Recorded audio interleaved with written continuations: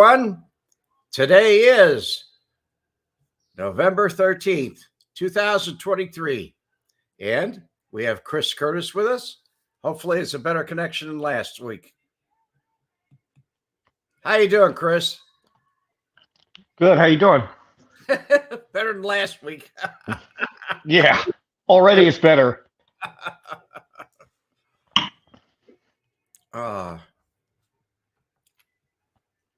Any rate, we left off last week by talking about where you can get your book, where the book, Orange County, The Dark Side. And you mentioned Instagram, but also if you actually order it through your email, you can send somebody an invoice until you get your website set up. And Chris is going to have a website set up soon. Meanwhile, I'm going to say hi to some folks here. Daniel Jager, how you doing, buddy? Julie M, good to see you, sweetheart. Cynthia, how you doing?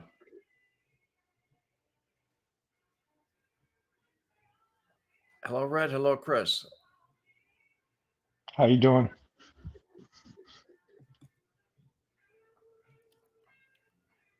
Kevin, good to see you. Midwest, Lee, good afternoon to you too. Okay, folks, we're going to get started here. Tony Johnson, I guess they're falling in the room.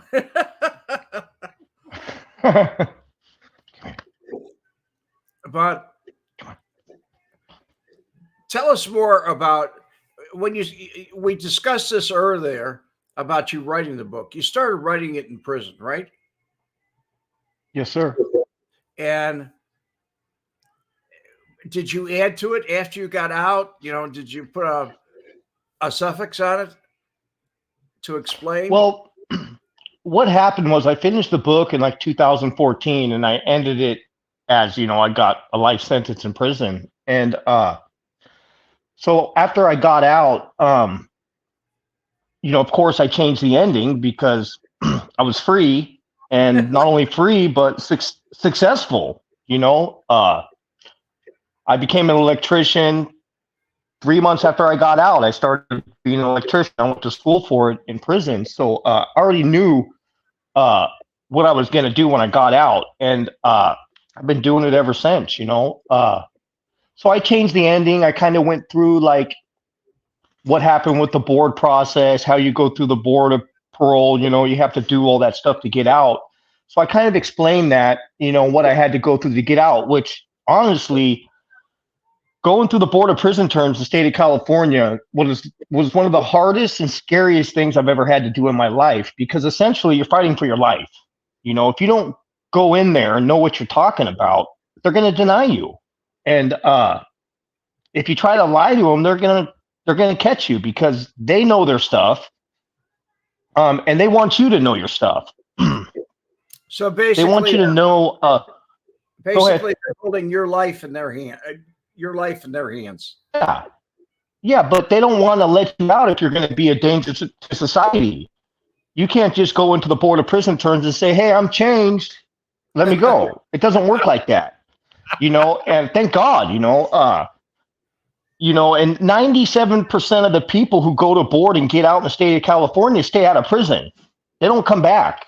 So, whereas 98% of the people that just go to prison for 3 years and get out, they do reoffend. So the board works. What you have to go through to get out of prison, being a lifer, what happens is, you start taking these courses because you have to do it for board. You're thinking, I'm just doing this for board. I'm just doing this for board. But what happens is you start understanding some of this stuff in these groups, and you start pulling a little out of this group, a little out of this group. And next thing you know, you start changing, you start understanding, about the victims you created. You start understanding the lifestyle of addiction, which is through CGA. You start understanding all these things, and it changes you. And next thing you know, you're essentially a different person. I mean, of course, I have my demons still. I'm still Chris Curtis. I still have struggles. I still have problems that I deal with. Sometimes I don't sleep. I think I sleep more when I was on meth than I do that I'm not. It's kind of crazy, but it's the truth. But I still have problems, but I understand now. I get it. You went through a substance abuse program in prison. No, I went through NA. I went through AA actually. But I didn't go through a program. I went through AA and just went through the steps and stuff like that. But I've been through 32 different groups. I can't even name them all. But I was able to pull a little out of each one that helped me understand about myself. Like houses. I did this group called Houses of Healing, and essentially what the book is about healing your inner child. And until you do that, it's really hard for a person, to change. Like, I've had struggles growing up in my childhood, but I've known people that have had a lot worse than I had it, and they blame themselves sometimes for it, when in all reality, it's just not their fault, But for me, for myself, I can honestly say that my childhood, my dad started me on cocaine when I was 13 years old. It made me rebel. It made me think that I could never be anything better than a drug addict. It made me blame everything on my dad. Nothing, I'm just going to be this way for the rest of my life. And that's just all there was to it. I never did schoolwork. I stopped doing schoolwork. So I can't learn, I can't do this. I can't do that. When all reality, once I started changing and I just started doing stuff instead of saying, well, I can't do it, I just did it. I just had to study harder. I got my AA degree. I got an electrical vocation. And I did everything I said I could never do, and the way I look at it is I just took responsibility for my life and got rid of that I can't do attitude, because we could do whatever we want. And it goes for anybody in the world, even somebody that's not on drugs. They struggle with education, or they struggle with, low self-esteem, or they can't do this or they can't do that, when actually they can. You just have to do it. You just can't give up. That's the way I look at it. And once I stopped blaming all my problems on everybody else and taking responsibility for my actions, I was able to move forward. I forgive my dad, even, what I mean? I forgive my dad. I still have resentment, but I forgive him, because obviously he was sick too. He had problems too, to do what he did. He had problems. So it's just one of the things, I wish I could sometimes I wish I could talk to him about it now. I don't think it would have did any good, but he's passed away now, and we didn't really speak before he passed away, but I think he would be proud of the person I am today. Not that I really, not that I really care, but You're I think he'd be proud of the person. You're proud of yourself. I am. Yes, I am.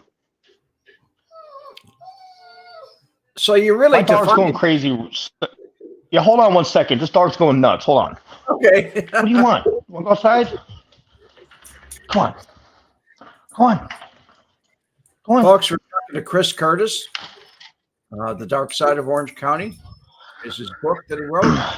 Yeah, she's never even done that before. She was scratching at the door. I don't know what was going on. Well, whatever it is, you got to let her out.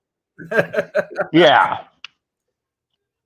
She's out running around now. But I learned a lot about myself going through the process of the groups and having to do what I did for board. And it's amazing the things that you can learn about yourself. by doing these groups, you know. And I think a lot of it had to do with I had a lot of time to do it. I didn't have a job. I mean, I had a job in prison, you know, I was a stationary engineer or whatever. But uh, you know, you got a lot of time in your cell, you got time to do stuff, you go to groups, there's not a lot of stuff to do, but you know, you just got to find for people that really want to change, you got to find what works for you, whether it's God, NA, just whatever it is, your higher power, you got to find what works for you. And you just got to, you know, you got to have, take responsibility for your actions and you can move forward. Do you think there was one specific time where you said, I'm too old for this, I got to grow up? Well, I remember, yeah, I ended up in AdSeg in 2015, and I woke up in the hole, which is the hole, and I just said, I just don't want to do this no more. It was my daughter's birthday, and I just don't want to do this no more.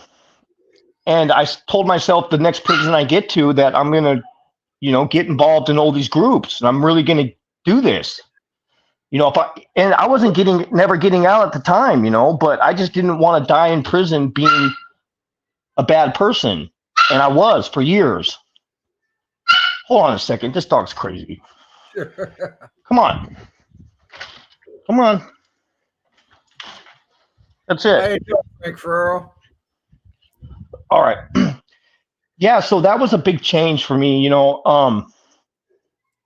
I went through a lot, man. You know, I went through using methadone in prison because I had knee problems. And during the opioid epidemic, it was going on in the prison system too. They were just giving people morphine and methadone for pain and, you know, just whatever. And they gave it to me for pain, and I was on it for 3 years, and then they just cut me off of it. And that was like the worst thing I ever went through in my life. And it really, and then I relapsed. I started using meth again. I started selling meth. I started, essentially I ended up in the hole in 2015. I'm lucky I didn't catch another case because I almost did. And that's when I just, you know, I just said, I'm not doing this no more. And I really put forth the effort to change. And I think that's a big part too. You know, if you want to change, there's going to come a time in your life where you just don't want to do that anymore. And you're more susceptible to the groups or the programs that they have. Because in prison now in California, they got all sorts of groups that you could go to. They got programs. They're there. If you want to change, you could change. You know, I did it. Here I am. You know, I'll be off parole in a couple months. I've been out a couple years. I have a great life. You know, and you know, I don't know. I believe I'm a Christian, so I believe that everything that I have and everything that's going in my life right now, it's all God. It's all God. And obviously, I made it through all these years without getting killed. Obviously, He has bigger plans for me than just getting out of prison and going on with my daily life. So that's why I'm involved now with going to schools and talking to kids or just trying to give back a little bit. And it's a good feeling, you know, helping other people now. Maybe yeah. If there was somebody to help you, you wouldn't have gone through what you went through. Well, there was a lot of people that wanted to help me. Let's not mistake that.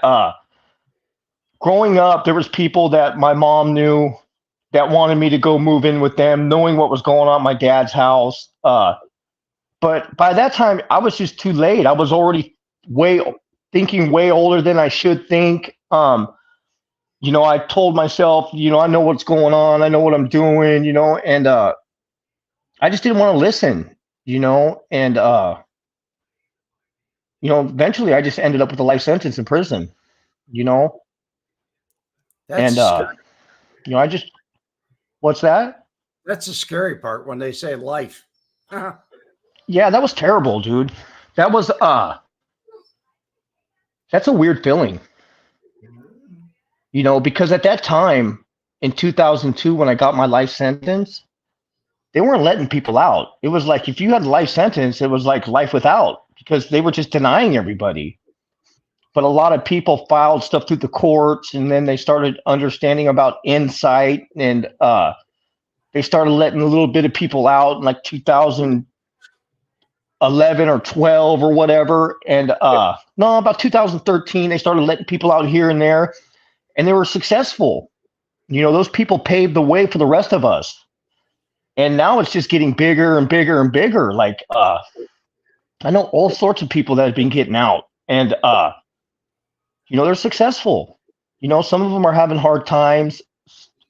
Very few of them have relapsed and gone back. But a majority, like I said, like 97% of us lifers that have gotten out stay out and, get off parole and live good lives, With that being said, change is possible. It is possible for somebody to change, no matter what they've done, they could change and they could be better people. And like just a pro-social citizen is what it comes down to, It's amazing, because for years it just was not happening. They were just storing us away in violent environments and saying we're just nothing and we never will be nothing. And that's all changed. Well, you begin to believe it. When somebody keeps telling you you're never going to be anything, you begin to believe it after a while. Oh, of course.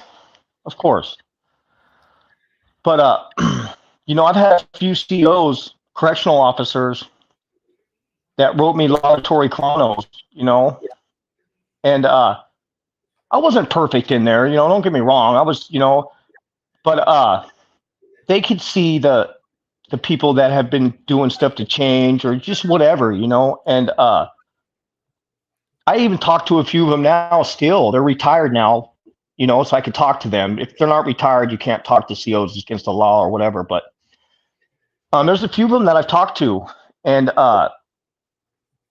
they're, it's amazing that, you build relationships with certain correctional officers, even though they're correctional officers and we're inmates, they're still people too, just like we are, and it's just amazing that the things that are happening in my life, and I'm very grateful for the life that I have today, and there's nothing that can deter me from moving forward. The California system seems to be very different from other systems. So we're talking to people all over the country. We're talking to people in different states, and it's not like that in every state. A point that I'm going to make to you is that in Florida, 90% of the people violate parole. 90%. Yeah, and obviously, it was the same way in California. Like, you do anything on parole, you're going back. They just do anything, send you back. Somebody could say something, they're sending you back. They had a whole prison just for violators that would go and they would be there for 90 days and send them off to prison. It was just a revolving door. They're doing everything they can to keep you in there. That's what it came down to. And then I don't know exactly how it all started changing in California, but I want to say that a few politicians, I'm not exactly sure who or how, but it really started changing. Kamala Harris, our vice president, she was writing laws. It started. Yeah, I think that she. Yeah, I'm not exactly who did it, but I know it started changing before I even knew who she was. And now in 2023, they're closing down prisons in California. They've closed down a couple of them, like literally closed down yards and prisons because they let out thousands of lifers. I don't know if it's that reason or not, but also I think Prop 57 made it to where certain crimes aren't felonies anymore. So unless you have like a violent crime or, I don't know the exact law about it, but I know that it pretty much, unless you have a violent crime, they don't send you back to prison. They send you to the county jails now. You could stay up there to 3 years, which before it was like you go to prison for stealing something out of Walmart. Now you got guys running into Walmarts and running out with thousands of dollars of stuff or whatever, and they don't even stop them. I think that's it. So I'm Part of not. it right there. The law has Yeah, changed. and yeah, and that's going to change too. I don't see that lasting too much longer. They like in San Francisco, from what I understand, they're like closing down stores out there because they got people running in the stores and just 30 or 40 guys running in and just running out with everything. That's And what happened in I don't know if you've seen. Yeah, same thing in LA. LA and Orange County is pretty much the same. It's just got a different name on it. You got nice parts of Orange County, and you got bad parts of Orange County. You've got nice parts of LA, and then you got bad parts of LA. It's the same thing. It's just a county right next door to us. But well, they were crashing. I don't know how stores much longer on it's going to. Rodeo Drive. They were crashing stores What's on that? Rodeo Drive, Beverly Hills. Yeah, Was yeah, very bad. So it's not a matter. It's a matter of a lot of things that just changed. yeah. It's not going to last too much longer. I don't think. I don't see them. It's going to change back to the way it was. Not as bad, but sooner or later, it just can't go on forever. I don't see people just being able to go into wherever as long as it's not over, 1,000 or whatever the price or the number is. But I don't see it lasting too much longer because it's just destroying it's destroying the state pretty much. Do you intend to stay But do I intend to stay in California? Yeah. I don't think so. I think the taxes are too much, man. I'm way behind in life. And the last thing that I want to do is give half of my money in taxes to the state for no reason, and paying a ton of money for gas. I bought a new truck, and it's a Chevy truck 4x4. And my last job, I was working in Pasadena. I was spending like $350 to $400 a week in gas. Wow. And that's crazy. Now I work right down the street, and I was just talking to my girlfriend the other day, and I was like, I can't even remember the last time I put gas in my truck, but gas is still expensive. But driving an hour to work and an hour back, it was just, it was taking all my money, man. But yeah, the gas prices in California are way high. Inflation, food's high. It's just crazy. Well, it's gone up all over the United States, but I know a lot of people are leaving California. They just can't take it. Yeah. They've had enough. Yeah. So now And you're a free man come New Year's Eve. Yeah, well, I don't know about New Year's Eve, sometime in January. Okay. But it's definitely coming up, on the 21st or the 18th or something like that. It'll be 2 years. So, but it's coming up for sure, and I plan on staying, for probably 3 more years and then getting out of here. As soon as I take my journeyman's test for a certified electrician, I'll probably take off. With your trade, because once I get my license, you can go anywhere in the country with your trade. Yeah, of course. Of course. I'm very lucky, prison. There's a lot of bad things that, I remember about prison, but I actually came out of there with a lot of good things, and I'm grateful for that, It shows. You want to give back. You want to give something to the rest of society. You want to help. You want to be a part of something. Do you like the camaraderie? Yeah, I just want to, I do. One thing that worries me the most is retirement. That's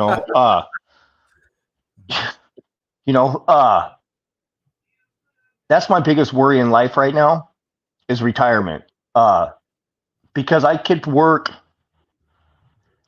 work for another 20 years, you know, and then do something after that or whatever, but I don't want to. I want to travel the world and see places, and enjoy life. I spent 26 years of my life in prison, and I missed out on a lot of stuff. I've been doing certain things now. I went to San Jose, and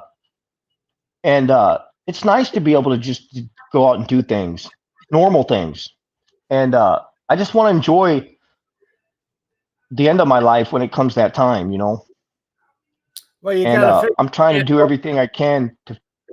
You're past the What's halfway. that? You're past the halfway point. It's over half over. Your life is about Yeah, ready. I know. Yeah, I know. But I'm hoping I, I'm hoping I can go another 20 years, maybe 30. You'll make it. But yeah, um, yeah. So tell us more about your book. Um, well, my book starts off as me being a kid. It starts off at my childhood, from the beginning to the very end. It talks about how my dad started me on cocaine when I was 13 years old. You know, uh, just using drugs, running the streets, and essentially turning into a gang member, and doing things that I never thought I would do. There was a point in my life when I was on the streets, and I told myself, well, I'm never going to be like these other guys. I'm never going to carry a gun. I'm just not going to do it. And I remember, like, a year later, that's exactly what I was doing. Um, I almost got shot a couple times with a friend of mine, and what it came down to was I better start carrying a gun too, or I'm not going to make it, and I better become tough, or I'm not going to have anything, because people just take it from you. And there was a part of a time where I wasn't really that tough of a person. I got bullied. I kind of went through some stuff on the streets, and the next thing you know, it just changed me. Over a couple of months of time, I was fed up, and I started fighting back. I started shooting people. I started shooting at people, and then that became more of like a thrill for me, like a high.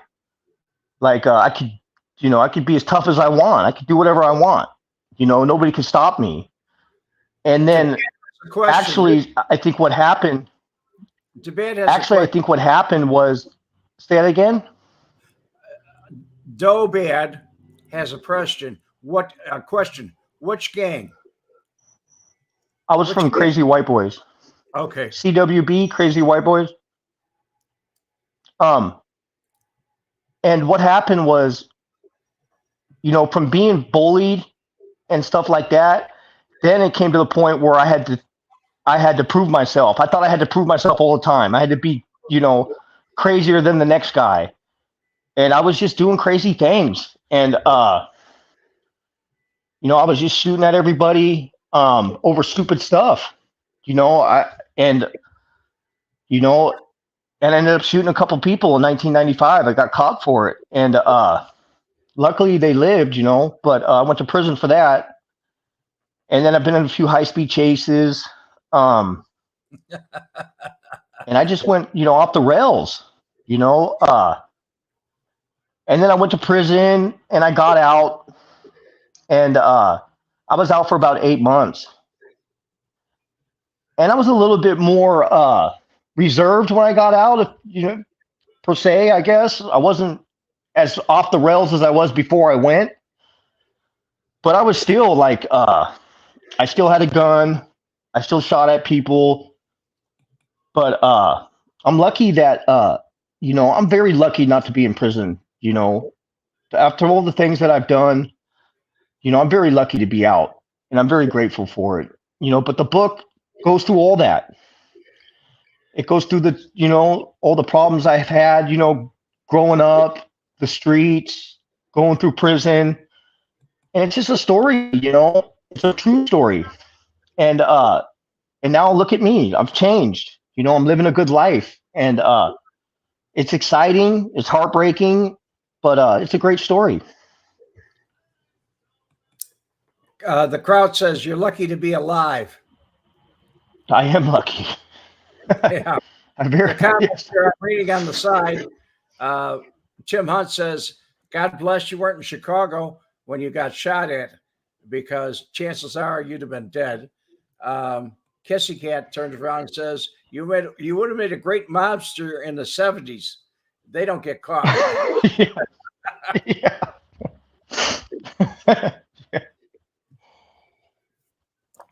But geographically, You know what's funny is California is very different.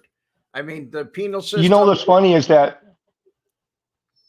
if I would have put all that energy that I had into being a criminal and the attitude that I have now, with my understanding about life, I would be a lot better off in my life right now. Oh, yeah. Living in the past, you can't do that. I get all that, but sometimes I just kick myself in the ass for doing all that. And the mentality's still there. I'm still me. I still think. I still I still got triggers. But I'm just wiser, and I don't want to hurt nobody anymore. I'm not saying I wouldn't protect myself if something were to happen. Don't get me wrong. I'm still not gonna, let somebody take me out. That's for sure. But I'm very I got a lot of patience too now. I kind of realized that over the last couple months. I have a lot of patience. Like people in traffic, they get upset. They get they don't have a lot of patience. And I guess from being in the cell all the time, I learned patience, and it's a good thing actually. Well, you had a lot of time to think too. Yeah. That happens. I know I'm more patient now. When I was younger, I was wild. You talk about some of the things that you do. I was a wild guy. I got shot. I've been shot several times, and I've shot at people, and I've hit people. So Yeah. it was kind of thing where it just happened. I was in a very rough neighborhood, very, very rough. So your book is, uh, let's talk about more about your book. You go through all your childhood and the things that you're, then it goes to prison life. Does it describe what's going on in prison? You're buying drugs. Well, A lot of people say you can get I more kind I tr- so than you can on when the it outside. came to prison, I tried not to. First of all, let me say something. I really tried not to glamorize anything, but I had this. In order for the story to move forward, I had to write things, because the story has to be told. So I tried not to glamorize prison because prison is freaking stupid. Um, you think you go to prison and think it's all this and it's all that. It's all a bunch of hypocritical crap, you know. And I talked a little bit about prison, about things that happened in there and stuff like that. But for the most part, I just kind of went through that and just kind of said a few things. It mostly talks about me on the streets and how everything escalated from just being a normal kid to using cocaine to starting meth to starting running the streets, and how it all escalated into me, essentially shooting people, getting in high speed chases, and eventually getting a life sentence. You know, and everybody has a story. Everybody has a story. A lot of people choose not to talk about it. It's not easy to be vulnerable. It's not easy to let the world know your life. Um, so they don't talk about it. But if you can't be vulnerable, I don't think that you could really heal. I don't care anymore. Essentially, I mean, I do, but I really don't care what people think about me anymore. Like I used to, worry about this and that, but I don't care anymore. Like I remember one of my friends told me that, a lot of people haven't been through a shred of what I've been through in my life. A lot of the people I ran with didn't do nearly as much time as I did. And, I remember I was talking to my one friend and he told me something that kind of shocked me. But he's, oh, you know what, Chris? He's, so you did time for all, you did time for all of us. Out of everybody, you did time for all of us, essentially saying that I ended up doing so much time, I did it for everybody, and I kind of understand what he's saying about that, but it's kind of weird. Do you think it I saved did a your lot life? of time. Do you think it saved your Oh, of life? course, You're yeah. a better person. Yeah. You're a better person because you Well, it went. saved my life or it saved a few other people's lives. You know what I mean? What it comes down to, uh, because essentially what would have happened is I would have ended up shooting somebody else if I didn't get caught, or getting shot myself. I carried a gun with me everywhere and it was always loaded and I wasn't scared to use it. I don't care where I was or what I was doing. And that's not a good thing, man, to have somebody running around the streets on meth with a gun. No. You know what I'm saying? And it's all over. I mean, you got kids in gangs with guns. It's just crazy, and I still like when I'm out and about, when I go to places, I'm still looking at people. I'm still like trying to see who's a threat, who's not, what can happen here, or I don't want to go there because of this. I'm not doing this, You grew like eyes I'll in the give you an back of example. your head. Yeah, I'll give you an example. So when I first got out, I was out for probably about 3 or 4 months, and these girls wanted me to go to the fair, which is in Anaheim, off of Harbor Boulevard or Anaheim Boulevard at the park or one of those. And I'm like, I'm not going there. There's going to be a bunch of kids with guns there. I'm not going there. I got tattoos. Somebody's going to get shot. They're like, yeah, you're tripping, Chris. I'm like, yeah, I'm not going. So they go, and sure enough, somebody gets shot and killed. Wow. And it was an innocent bystander. So it was some kids were shooting at some other kids, and some innocent guy gets shot and killed, And the kid that shot this guy was like 16 years old. I'm not saying it was going to happen to me, but I'm not putting myself in that situation, Yeah, but I'm just saying, like, I'm not going there because I know what can happen, So, I still trip on things. I'm still, whatever, but, I'm doing a lot better though. I'm doing a lot better. I have a question for you on my own. It's not from the gallery here, but was there a lot of racial tension in prison? Oh yeah, of course. Okay. Yeah. Was the Mexican people? How was it classified? As far Well, you as got the Mexicans, you got the northern Mexicans, you got the southern Mexicans, then you got the blacks, and then you got the white boys, and then you got the others, which is like Asian, stuff like that. But the white boys in the prison system are pretty outnumbered. That's what I was going to say. At the bottom of the food chain. I've been on yards where there was 8 or 9 white boys in one building out of 200 people. Wow. Maybe 10 in the next building, whatever. Yeah. So, but the crazy part about that also is, the most violent murders come from the white boys, in a lot of the prisons.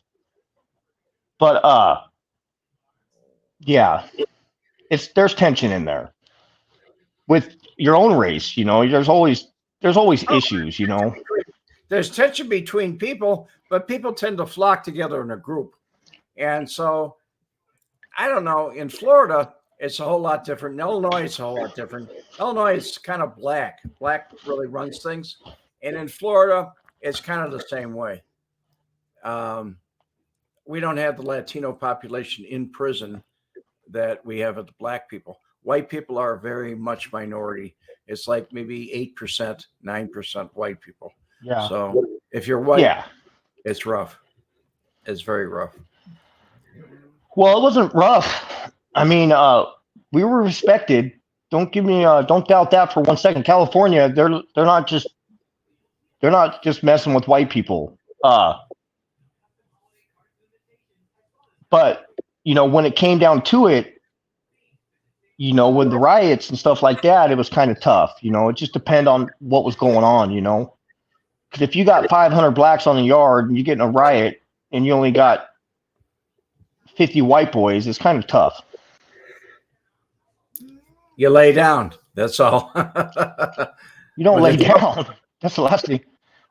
If you lay down, then your own people are going to, they're going to try to get you. You can't just do that. No. But if there's problems, it only lasts for. Yeah, it don't last. It don't last long.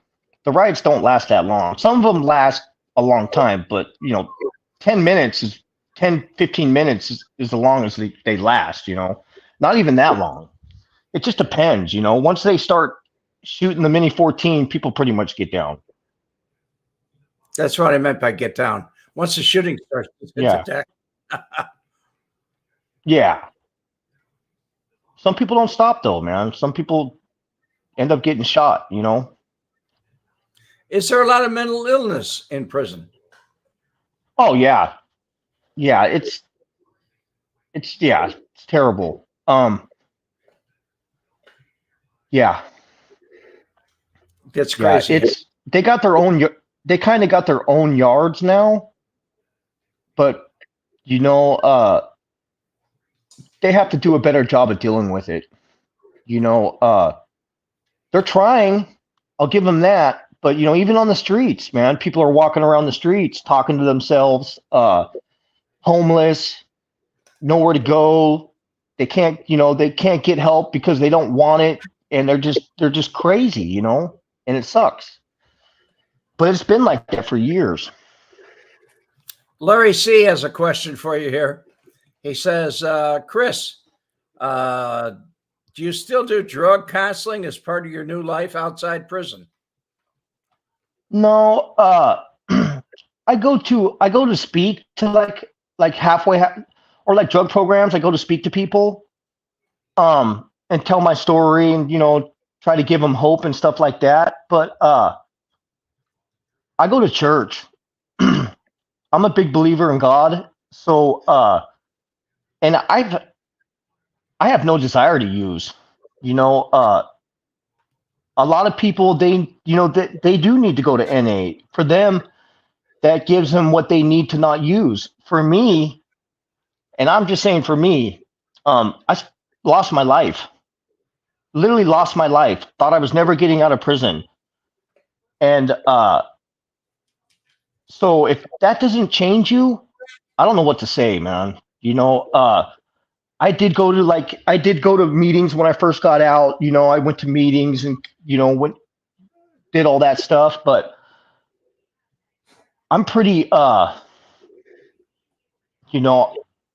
prison gave me I don't want to say it gave me a lot of discipline. You could have not only am I motivated, but I have a lot of discipline, and I go to the gym every day. That's my drug. I work out 5-6 days a week, and that helps with serotonin in the brain. Keeping a routine going. Yeah. Prison, it structures you, and my life is structured. I still do this. I get up in the morning, I drink my coffee, I go to work. If I go to work late enough, I'll go to the gym before I go. For a while, I was getting up at 2:15 in the morning, going to the gym, and then going to work because I wouldn't get off till like 3. Had to be to work like 7 or whatever. But for me, that's what I need. I need to work out. I have a lot of energy. I'm hyperactive, and that's my drug. Working out, going to work, Uh, going to church. That's my life. Going to concerts now. Going out to dinner. Tobad has a question here. It says, does he know that guy Powder? Powder? I've heard of him. You talking about from Orange County? Yeah. Yeah, I've heard of him. I don't know him personally. I think I've met him one time, but I've heard of him.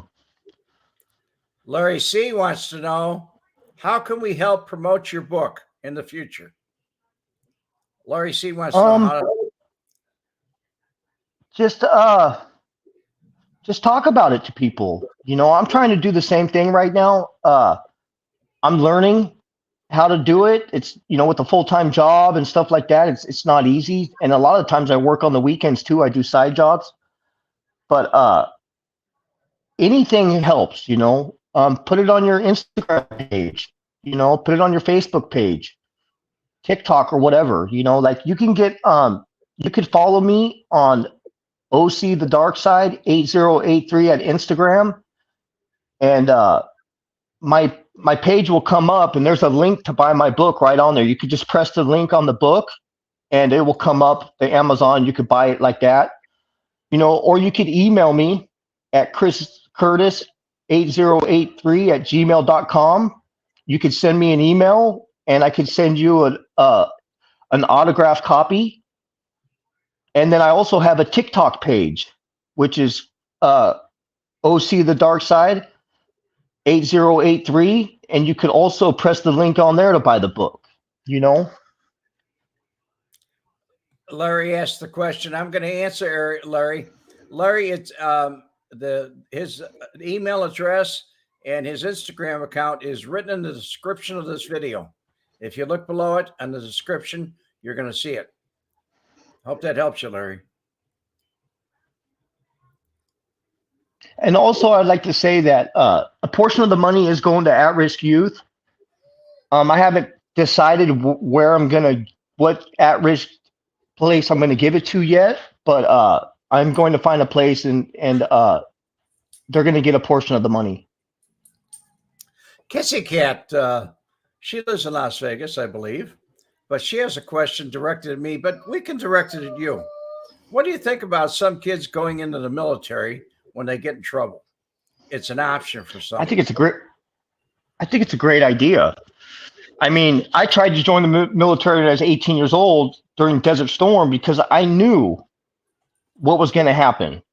I knew where my life was headed, and I couldn't get in because I didn't go to school and I couldn't pass the test. But I think that, when a kid turns 18 years old and he goes to jail, and instead of giving him time, as long as it's not a serious crime, like really serious, like murder or something like that, I think that's a great option. They did it during Vietnam, as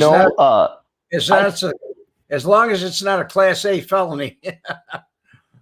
Well, just not even. I'm not even saying that. Just long as if you get caught for a murder, I mean, you murdered somebody. That's a serious. That's a crime. That's a big crime right there. But I'm talking about even if somebody gets caught robbing a store or whatever, give them the opportunity to send them to the military. It could change their lives, because all you're going to do is you're going to send that kid to prison. And what is he going to do? He's going to follow the footsteps of a bunch of idiots that are miserable. They have no compassion. They don't care about nobody but themselves. But essentially, they think, they're going to make you think that they care about you, which they don't. I mean, I've made some good friends in prison, some really good friends, but I could count them on one hand. Literally, I could count them on one hand. I made some great friends in prison that I talk to this day. I went and seen my buddy in San Jose. He's like, my best friend. I have a couple more really good friends that are still in prison. I hope to get out soon. But I could literally count on my hand the friends that I made. But what I'm saying is that I think it's an option. I'm not saying that you force them to go, but you could either say, hey, you want to go to the military or you want to go to prison. They'll wreck them. During the 60s, when I What's that? during the 60s when I went in the mid 60s. I joined the Marine Corps when I was 17, and that was 1965. But when I went in, there were a lot of people up there. The judge would say, okay, vehicle theft, auto theft, you want to go into the Army or do you want to go to prison? But here's the catch. If you get kicked out of the Army, you're coming back to prison. We're going to resentence you and I'll go back. So yeah, that's great. And it changes a lot of people. Like for myself, right?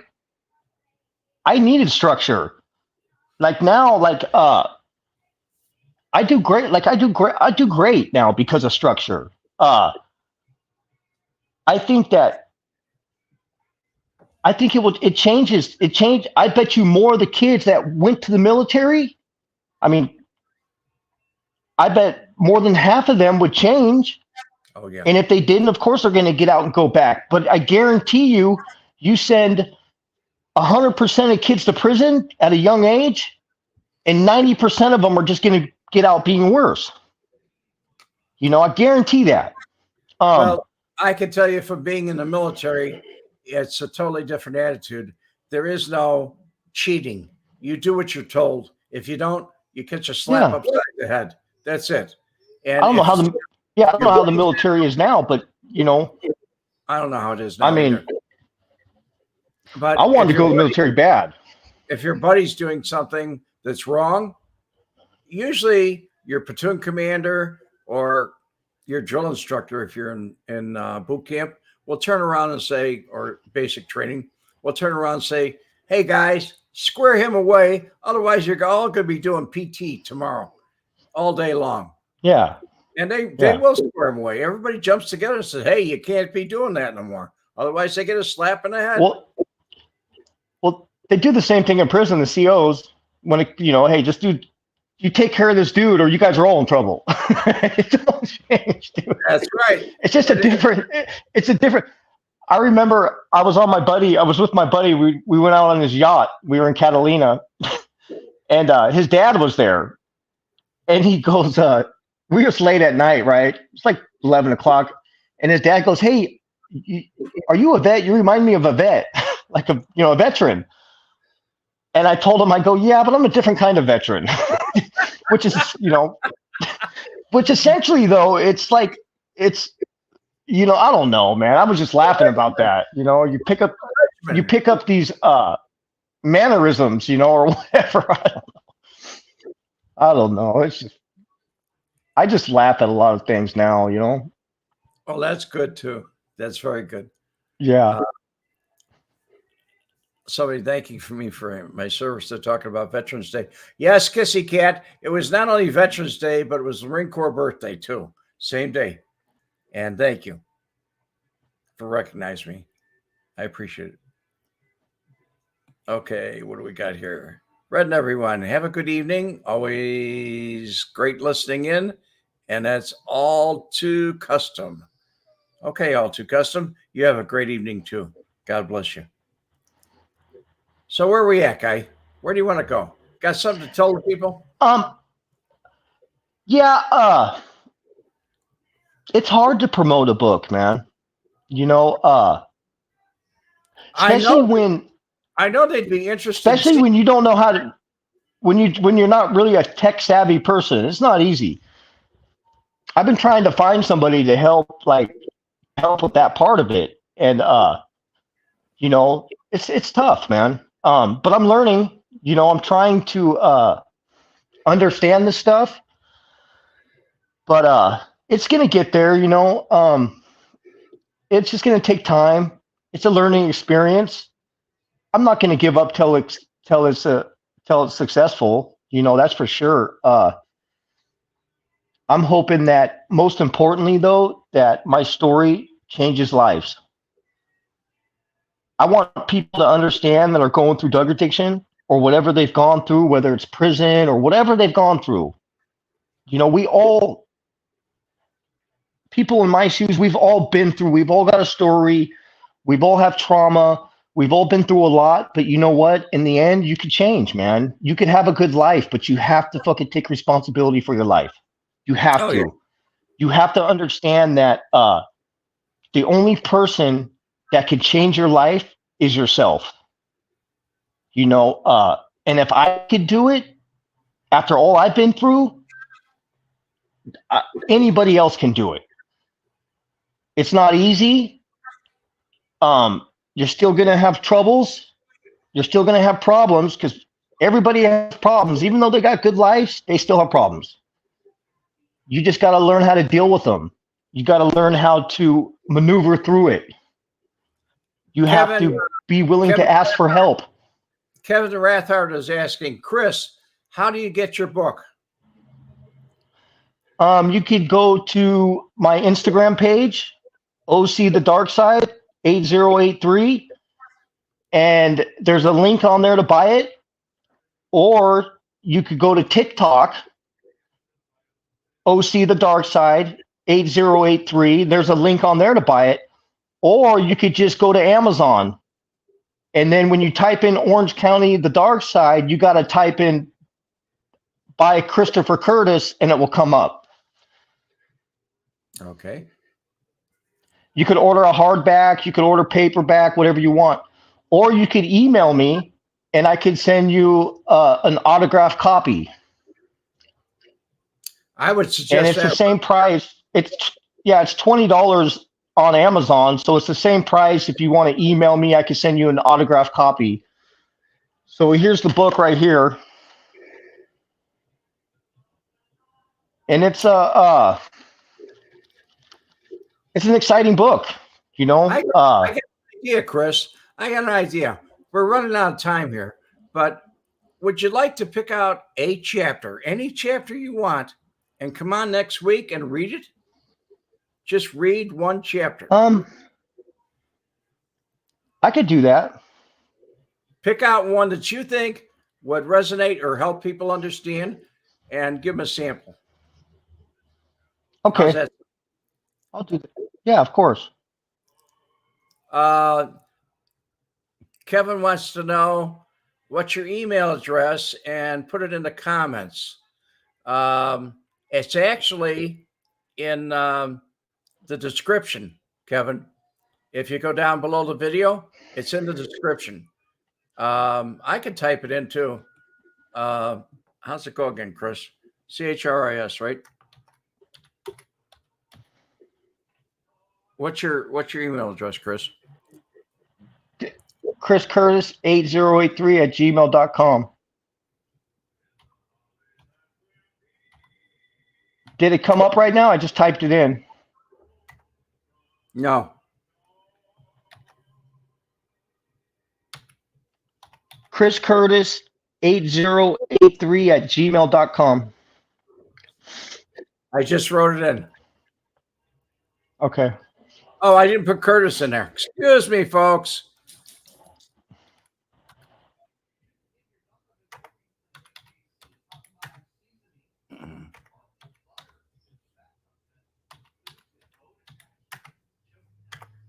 I keep putting spaces in there.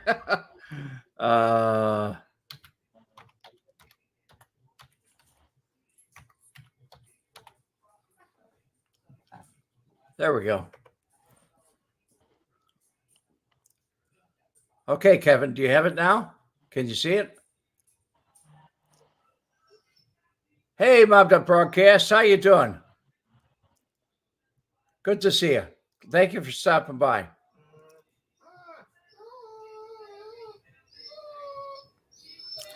Okay, well, we've been on about an hour. The number is missing. What number? Yes, you're right. I did it wrong again. I forgot the. I'll do it one more time. Red has to be slapped for a while. Okay. Red needs a slap for a while. Red can get slapped for a while. It happens all the time. Francie Brady, that butcher boy. Is that good enough for your slap? I'll do it again. I'll do it one more time.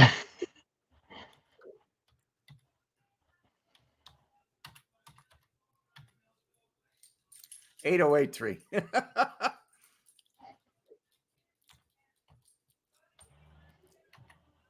First I did in caps. Now I'm doing this.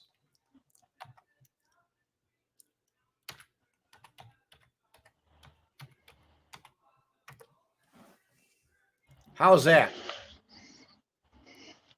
Chris Curtis 8083 at gmail.com. That's it, man. Well, Chris, thank you for coming by. We got a better signal, so we'll do the same thing. Yeah, Okay. of course.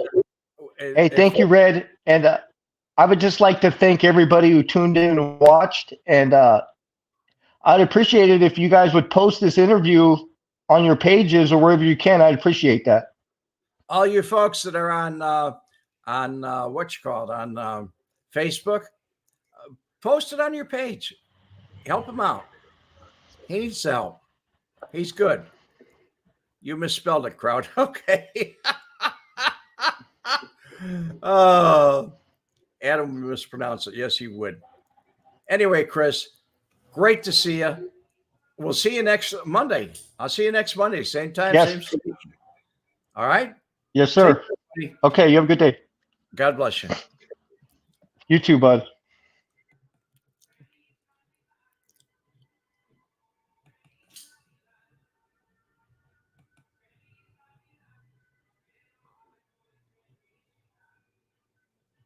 The combination of the videotapes and Wemette's testimony resulted in the conviction of 2 men on extortion charges.